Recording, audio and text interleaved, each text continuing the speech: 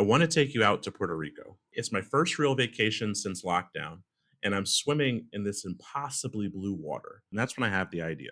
Maybe the way to earn more money is actually by being paid less.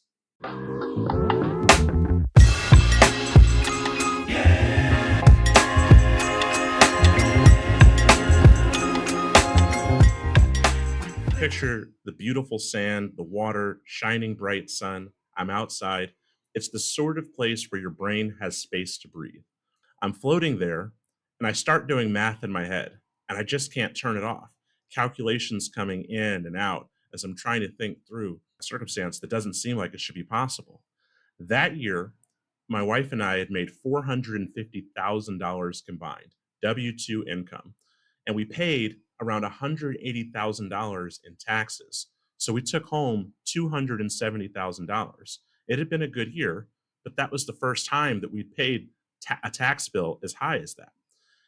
And when I started running through the scenarios in my head, these are the calculations that I was doing. I started thinking, what would happen if I quit my job and my wife dropped to working part time?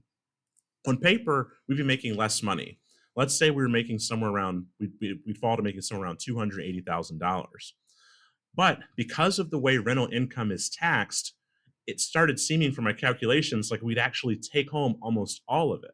Because the only thing we'd have to pay tax on is FICA taxes on any W 2 income that we made that year. So I'm floating in the ocean thinking through this and realizing that if we make these changes, we could actually create a situation where we'd be taking home more money even though we started making less. Our tax bill would be cut by something like 80 to 90% just by changing how much we earned. Let me break down the basics of why it worked out this way. With rental property, you take in rent and you make rental income. But because you have depreciation and even bonus depreciation, you reduce your income down a lot of times, as we've found, effectively nearly to $0 from the perspective of income tax, from the perspective of taxes. And this isn't because you're avoiding taxes or being sneaky or doing something illegal. The government wants you to invest in rental property because when you own rental properties, you're paying property taxes, which supports schools and different sorts of other parts of the society. But also, you're paying construction workers and vendors and property managers and title companies and creating jobs for all these different groups who then they go pay income taxes on the money in addition to the property taxes that you already paid. So there's a bunch of taxes and revenues and support for the society that's created by rental property. And because of that, the government gives all these benefits to the folks that invest in rental property. So what I realized there floating in the water was that not only should we have enough losses to reduce our income to zero on the rental income, taxes to zero on the rental income, we also should be able to reduce any W 2 income that remained down to zero as well, utilizing something called real estate professional status that I would be able to get if I quit my job while my wife kept her job. On top of that, if we made money from any cash out refinance deals, since that's technically debt, we also would not have to pay tax on that money. So, in the big picture, to simplify everything, if I could eliminate my $330,000 W 2 income for that year, which was the bulk of our income from that year, and convert that money into income from rental real estate, even if the rental income real estate was only, say, 160K, it would mean that we wouldn't have to pay taxes on 160K and we could eliminate the taxes that we would have had to pay on my wife's income that year as well. The numbers seemed wrong. I ran them again and again. They weren't. I felt it couldn't possibly be right.